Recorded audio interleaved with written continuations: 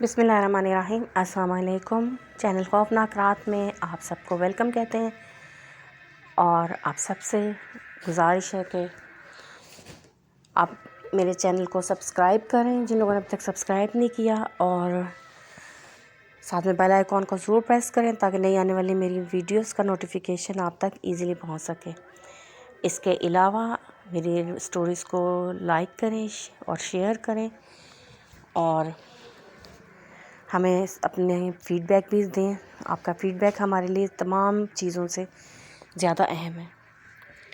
اب بڑھتے ہیں ہم اپنی سٹوریز کی طرف۔ آج بھی ہمارے ساتھ سٹوری شیئر کرنے والوں میں شامل ہیں وقاص احمد مانچسٹر سے، اور بہت اچھی سٹوریز شیئر کرتے ہیں۔ اس کے علاوہ ہمارے ساتھ زنیرہ ہیں کراچی سے، اور لاہور سے ابراہیم ہمارے ساتھ شیئر کریں اپنی سٹوری۔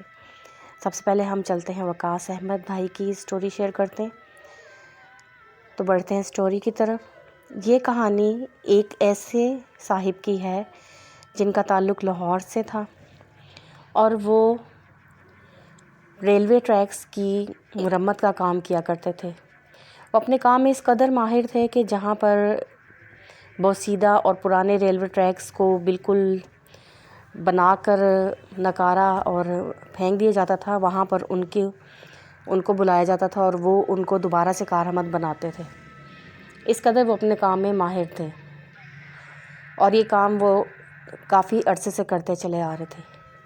ایک بار ایسا ہوا کہ لاہور میں ہی کچھ دور ان کو بلایا گیا، جہاں پر کچھ ٹریکس جو پرانے ہو چکے تھے مگر ان کی مرمت بہت ضروری تھی، اور وہ کام ایسا تھا کہ ان کے علاوہ کوئی بھی نہیں کر سکتا تھا، اور یہ ٹریکس کی مرمت جو تھی ان کو جلد از جلد چاہیے تھی، اور کسی کے اندر اتنی ہمت نہ تھی کہ بہت جلد اس کام کو نپٹا لیتا۔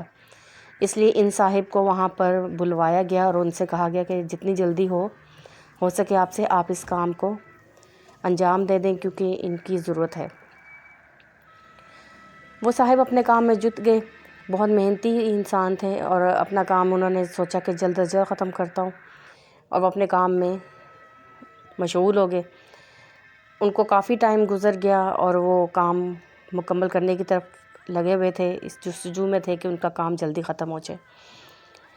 جیسے جیسے شام قریب آ رہی تھی، وہ اپنے کام میں زیادہ سپیڈ لے کر آ رہے تھے کہ اندھیرا ہونے سے پہلے میں اس کام کو مکمل کر لوں۔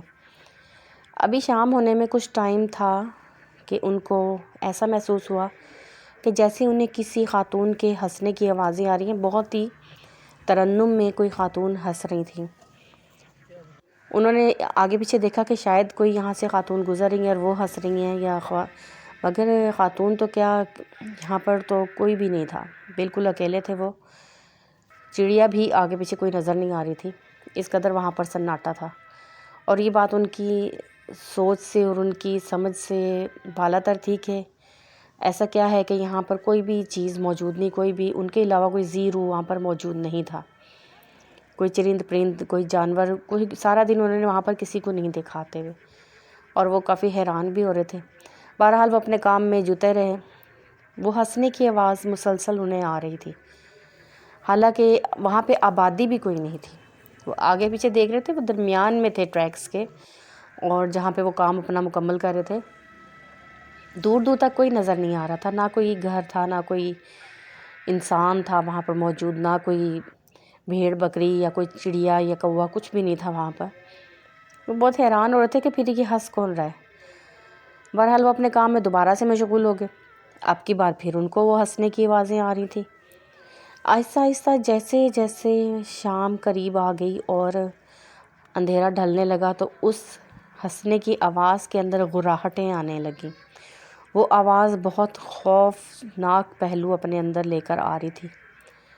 اب کی بار وہ گھبرا گئے، اور ظاہر ہے کہ انسان اکیلا ہو اور ایسا اس کے ساتھ معاملہ ہو تو وہ گھبرائے گا ہی۔ انہوں نے جلد از جلد کام کو انجام دینے کی ٹھانی اور جلدی جلدی وہ ہاتھ چلانے لگے، مگر وہ آواز تھی کہ وہ بڑھتی جا رہی تھی، غراہٹیں بڑھتی جا رہی تھیں، جو اس میں ایک خوفناک ایک پہلو تھا آواز کا، جو کہ اس کو ہی محسوس ہو سکتا ہے کہ جو صورتحال سے گزر رہا ہو، وہ بڑھتا جا رہا تھا، یہاں تک کہ یوں لگتا تھا کہ کسی بھی ٹائم کوئی چیز ان پر جھپٹے گی۔ وہ بار بار آگے پیچھے دیکھتے تھے مگر ان کو نظر کوئی نہیں آتا تھا، مگر یوں محسوس ہو رہا تھا کہ وہ جو ہنسنے والی ہے وہ ان کے قریب آتی جا رہی ہے، وہ جو کوئی چیز تھی وہ مخلوق ان کے قریب آ رہی تھی۔ جیسے جیسے شام کا اندھیرا گہرا ہوتا جا رہا تھا وہ آواز مزید قریب آتی جا رہی تھی۔ بالآخر اس کے اندر اس قدر خوفناک عنصر آ گیا، وہ اتنی خوفناک ہو گئی کہ ان صاحب سے مزید برداشت نہیں ہو سکا اور انہوں نے اپنا کام ختم کر کے جلدی سے وہاں سے نکلنے میں ہی عافیت سمجھی اور اللہ کا شکر ادا کیا کہ اللہ تعالیٰ نے ان کو محفوظ رکھا اس چیز سے، اس بلا سے جو کہ ان کی طرف بڑھ رہی تھی۔ اور ورنہ وہ چاہتی تو شاید وہ خود ہی نہیں چاہ رہی تھی جلدی فاصلہ ختم کرنا، ان کو مزید گھیرے میں لینا چاہ رہی تھی، ورنہ وہ چاہتی تو ایک پل میں ان کو جھپٹا ان پر مار دیتی، مگر اللہ تعالیٰ نے ان کو محفوظ رکھا اور انہوں نے اللہ کا شکر ادا کیا کہ اللہ نے وہاں سے ان کو خیریت کے ساتھ نکال آیا۔ بعد میں انہوں نے جب اور لوگوں کے ساتھ اس بات کا ذکر کیا تو ان کو لوگوں نے بتایا کہ وہ جگہ جو ہے وہ آسیب زدہ ہے، وہاں پر جنات کی کچھ ایسی موجودگی کا اظہار ہو چکا ہے، پہلے بھی لوگوں کے ساتھ وہاں پر واقعات ہو چکے ہیں اور آپ خوش قسمت ہیں کہ آپ بچ کر آگے، ورنہ انہوں نے کئی لوگوں کو جانی نقصان دینے سے بھی گریز نہیں کیا۔ یہ تھی ہماری کہانی جو ہمیں وقاص احمد بھائی جو کہ مانچسٹر سے ہیں انہوں نے ہمیں یہ کہانی سینڈ کی ہے۔ بہت شکریہ وقاص بھائی، اسی طرح سے آپ اپنی سٹوریز ہمیں سینڈ کرتے رہیں اور ہمارے چینل کو سپورٹ کرتے رہیں، بہت شکریہ آپ کا۔ اب بڑھتے ہیں ہم اپنی دوسری کہانی کی طرف۔ یہ کہانی ہمیں زنیرہ نے کراچی سے سینڈ کی ہے اور زنیرہ کہتی ہیں کہ یہ آج سے 5 سال پہلے کی بات ہے، میری آپی کی شادی تھی، ہم لوگ بہت ایکسائٹیڈ تھے، تیاریاں کر رہے تھے، خوب اپٹن وغیرہ ملتے تھے اور اس کے علاوہ خوشبوئیں وغیرہ لگا کر ہم لوگ اپنی تیاریاں کر رہے تھے، اپنے کپڑوں کا ڈیسائیڈ کرتے تھے۔ ایک روز ایسا ہوا کہ ہمیں آپی کے لیے لہنگا دیکھنے جانا تھا اور ہم لوگ سب بھی بہت ایکسائٹیڈ تھے، آپی کو گھر پہ چھوڑا اور ہم سب لوگ لہنگا دیکھنے کے لیے چلے گئے۔ آپی جو تھی گھر پر ہی تھی اکیلی، ہم لوگوں کو مارکیٹ میں کافی ٹائم گزر گیا، ابو امی سب گئے اور جب ہم واپس آئے تو ہم نے دیکھا کہ ہم بار بار بیلس بجا رہے تھے گھر کی، لیکن آپی دروازہ نہیں کھول رہی تھی۔ کافی دیر تک ہم بیلس بجاتے رہے، اس کے بعد بھائی پچھلے سائڈ سے دیوار سے کود کے اندر گئے تو انہوں نے دیکھا کمرے کی کھڑکی سے کہ آپی بے ہوش گری ہوئی ہے، بے ہوش ہو کے وہاں پر گری ہوئی فرش پہ۔ انہوں نے آ کے امی کو بتایا تو جلدی جلدی دروازے کو توڑ کر ہم لوگ اندر داخل ہوئے تو ہم نے دیکھا کہ آپی وہاں پر فرش پر بے ہوش گری پڑی ہوئی ہیں۔ ہم لوگ بہت پریشان ہوئے، ان کو جلدی سے اٹھا کر ہاسپٹل لے کر گئے اور ان کو کافی دیر کے بعد ہوش آیا۔ ڈاکٹرز نے بتایا کہ یہ انہوں نے کوئی بہت زیادہ یہ شوق ان کو لگا کسی بات کا۔ ہم لوگ آپی سے پوچھتے رہے مگر وہ بالکل خاموش تھی، انہوں نے کوئی بات نہیں کر رہی تھی۔ اس کے بعد جب ہم ان کو گھر لے گئے تو امی نے آپی سے پوچھا تو کہنے لگیں کہ آپ لوگ جب سب چلے گئے تھے تو اس کے بعد میں نے نہا کر اور کپڑے چینج کیے اور میں اپنے بال سکھانے کے لیے چھت پہ چلی گئی تھی، تو وہاں پر مجھے خیال آیا کہ میں اپٹن لگا لیتی ہوں اور یہیں پہ بیٹھ کر، تو وہاں پر میں نے ہلکا ہلکا سے اپٹن کی میں لگا رہی تھی کہ مجھے ایسا لگا کہ جیسے کسی نے زور سے میرے تھپڑ مارا ہے چہرے پہ۔ میں نے آگے پیچھے دیکھا تو وہاں پر کوئی بھی نہ تھا، مگر مجھے خاصا زور سے میرے چہرے پہ محسوس ہوا تھا کہ کسی نے تھپڑ مارا ہے۔ اس کے بعد مجھے پھر یوں لگا کہ جیسے کسی نے مجھے پکارا ہے اور میرا نام لیا ہے اور بالکل آپ کی آواز تھی۔ میں نے سمجھا کہ شاید آپ لوگ آ گئے ہیں تو میں چھت سے نیچے آ گئی۔ جب میں نیچے آئی تو مجھے پیچھے سے دروازہ چھت کا زور سے بند ہونے کی آواز آئی۔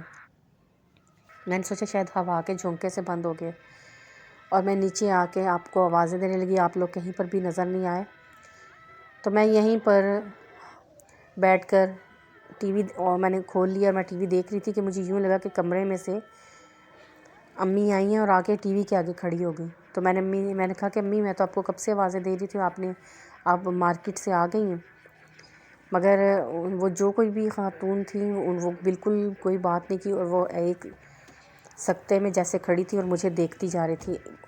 اس کا چہرہ بہت خوفناک ہوتا جا رہا تھا. اب اس کی شکل بدل رہی تھی اور پھر اس کے بعد اس نے جیسے اس کے بڑے بڑے بال ہو گئے اور اس کی آنکھیں بھی بڑی بڑی اور لال ہو گئی اور اس نے ایک دم مجھ پہ جھپٹا لگا. جیسے جھپٹا مارا میں نے اپنے آپ کو بچانے کے لیے کمرے کی طرف بھاگی تو وہ میرے پیچھے جیسے چیخیں مارتی ہوئی وہ میرے پیچھے آ رہی تھی کہ میں بالکل کمرے کے دروازے میں مجھے ٹھوکر لگی اور میں بیڈ کے ساتھ ٹکرا کے بے ہوش ہو گئی. اس کے بعد مجھے کچھ معلوم نہیں کہ میرے ساتھ کیا ہوا. پھر ہماری امی نے آپی کو ایک مولوی صاحب کے پاس لے کر گئیں تو انہوں نے کہا کہ یہ شام کا ٹائم تھا اور بال کھلے چھوڑ کر یوں اپٹن لگانا اور وہ بھی اس طرح سے مغرب کے ٹائم سے کے قریب اور اس طرح کی مخلوقات جو ہیں وہ کھلے عام پھیری ہوتی ہیں اور ایسی جگہوں پر اور ایسی لڑکیوں کو تو وہ دیکھ رہی ہوتی ہیں کہ ان کے لیے شکار ہوتا ہے کہ وہ ان پہ فوراً حاوی ہو جاتی ہیں، حملہ کرتی ہیں. تو شکر کرنے کہ آپ کی بچی کی جان بچ گئی ہے، ورنہ وہ جو بھی مخلوق تھی وہ اس کو جان سے بھی مار سکتی تھی، وہ اس کو جانی نقصان بھی دے سکتی تھی. اس کے بعد انہوں نے 2-3 دن تک آپی کو بلاتے رہے اور وہ دم کر کے انہوں نے پانی وغیرہ بھی دیا اور اس کے علاوہ انہوں نے پڑھنے کے لیے آیات وغیرہ بھی بتائیں. اس کے بعد امی نے کبھی بھی آپی کو گھر میں اکیلا نہیں چھوڑا جب تک ان کی شادی نہیں ہو گئی. امی کسی نہ کسی کو ان کے ساتھ گھر پر چھوڑتی تھیں اور پھر ہم لوگ مارکیٹ جاتے تھے، ورنہ ہم کہیں بھی نہیں جاتے تھے. ان کو کبھی بھی دوبارہ ہم نے اکیلا نہیں چھوڑا.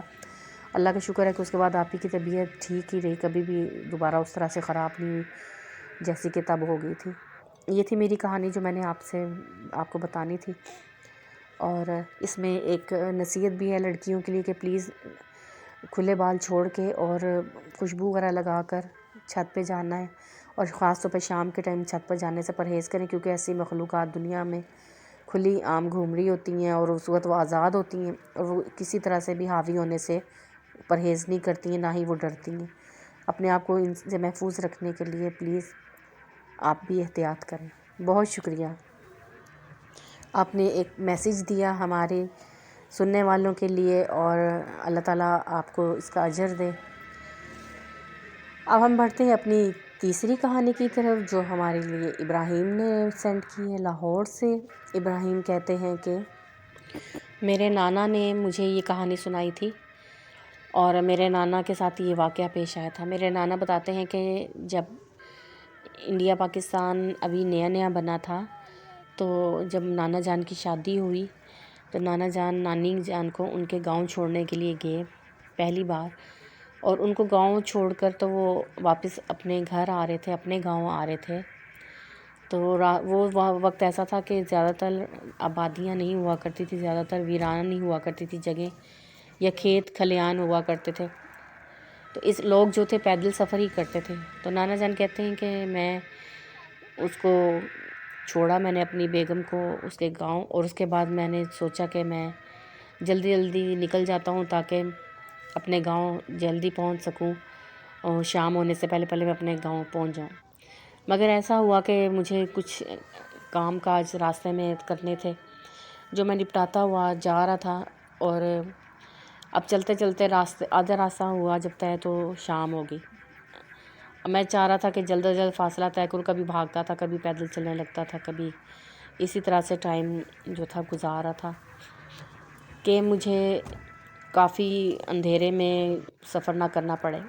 اور چور ڈاکوؤں کا بھی ڈر ہوا کرتا تھا، جنگلی جانوروں کا ڈر بھی ہوا کرتا تھا. میں اپنی دھن میں چلتا جا رہا تھا کہ مجھے ایک جگہ پر یوں محسوس ہوا کہ کھیت ہیں اور کھیتوں کے درمیان سے میں گزر رہا تھا، تو مجھے ایسا لگا کہ جیسے کوئی چھوٹا سا بچہ رو رہا ہے.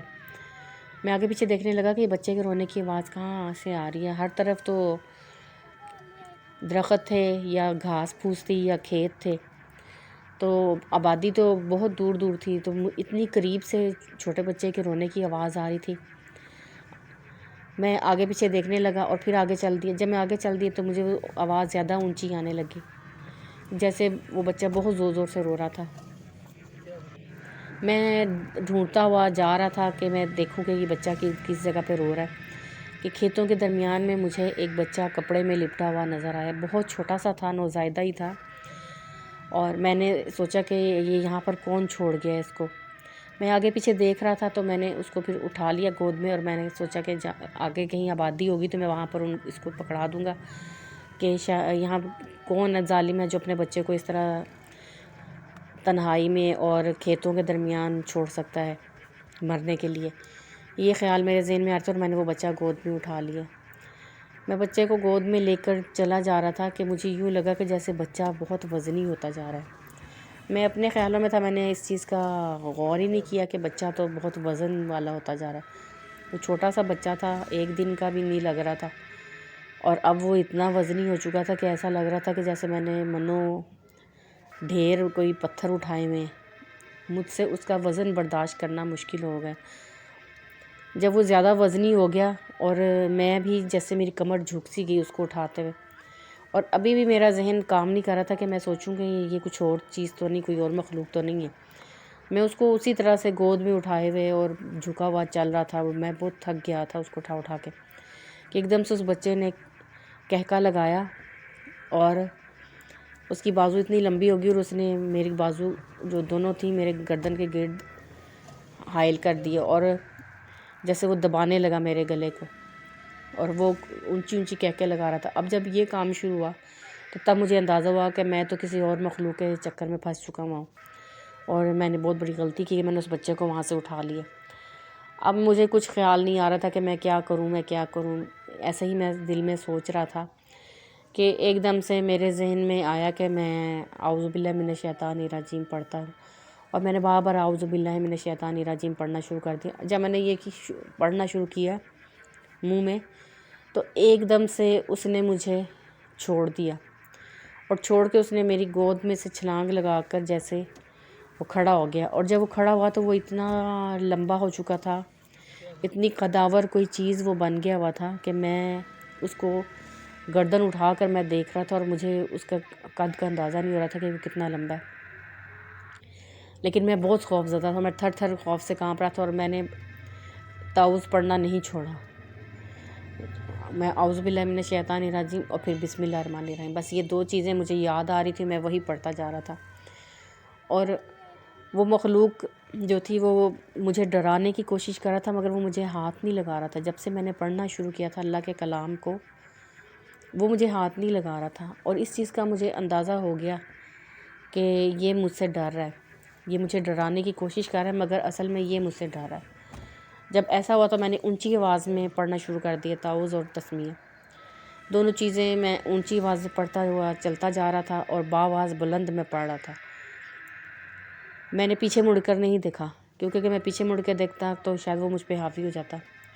وہ پیچھے سے اس نے بہت آوازیں نکالنے کی کوشش کی، خوفناک کہکے لگائے اس نے، خوفناک غراہٹیں، اور مگر میں نے پیچھے مڑ کر نہیں دیکھا، میں اپنی راہ پہ چلتا گیا، اور دل ہی دل میں اللہ تعالیٰ سے کہہ رہا تھا کہ آج تیرا سہارا، تیرے کلام کا میں سہارا لے رہا ہوں، اور تو ہی ہے مجھے جو میری مدد کرے گا، بے شک تو اس سے زیادہ طاقتور ہے، یہ چیز کچھ بھی نہیں ہے تیرے آگے، تو سب طاقتوروں سے طاقتور ہے، تو ہی میری مدد فرما، میرا یہاں کوئی مددگار نہیں۔ ایسی باتیں میرے ذہن میں آ رہی تھی، اور میں چلتا جا رہا تھا، میں نے بھی پیچھے مڑ کر نہیں دیکھا، اور بالآخر مجھے ایک گاؤں کے آثار نظر آئے تو میں سیدھا وہاں پر چلا گیا۔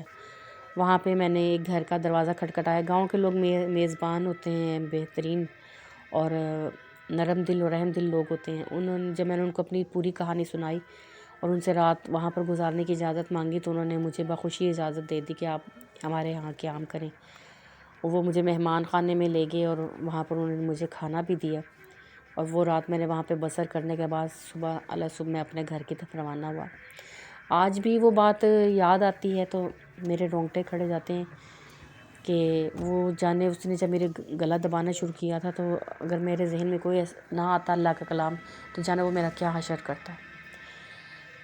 یہ تھی میری کہانی جو میں آپ کے ساتھ شیئر کرنا چاہتا تھا، جو مجھے نانا جان نے سنائی تھی، اور بھی کچھ باتیں بتائی تھی انہوں نے جو میں آپ کے ساتھ بعد میں شیئر کروں گا۔ فی الحال میں آپ کو یہی بات اپنی بتانا چاہ رہا تھا، خوفناک کہانی۔ بہت شکریہ آپ سب کا جنہوں نے میرے چینل کو سپورٹ کیا اور اپنی سٹوریز بھیجتے ہیں، اپنی سٹوریز بتاتے ہیں مجھے، اور بہت اچھی سٹوریز ہوتی ہیں سب کی۔ اللہ تعالیٰ آپ کو سب کو اجر دے اور آپ سب پر اپنی رحمتیں نازل کرے۔ اور اللہ ہم پر بھی اپنی رحمت نازل کرے اور ہم پر بھی اپنا فضل نازل کرے۔ آپ سب کی طرف سے سپورٹ کی ہمیں تمنا رہتی ہے، خواہش رہتی ہے، اور امید کرتے ہیں کہ آپ ہمارے چینل کو سبسکرائب بھی کریں گے اور ہمیں گائیڈ بھی کریں گے۔ جو ہماری غلطیاں ہیں وہ آپ ہمیں بتائیں، ہم آپ کی گائیڈنس کی روشنی میں ہم آگے بڑھیں گے، اور کامیابیوں کی طرف آپ لوگوں کا ساتھ بہت ضروری ہے ہمارے لیے۔ بہت شکریہ، پھر کسی نئی کہانی کے ساتھ آپ کی خدمت میں حاضر ہوں گے۔ تب تک کے لیے اجازت دیں، اپنا بہت سا خیال رکھیں اور اللہ تعالیٰ سے بہت سی دعائیں کریں، اور اللہ تعالیٰ سے ہم جب بھی دعا کریں ہمیں بھی یاد رکھیں اپنی قیمتی دعاؤں میں۔ ہمیں آپ کی دعاؤں کی ضرورت ہے، ہمیں آپ کے ساتھ کی ضرورت ہے۔ ٹیک کیئر، اللہ حافظ۔ Thanks for watching and keep watching our channel.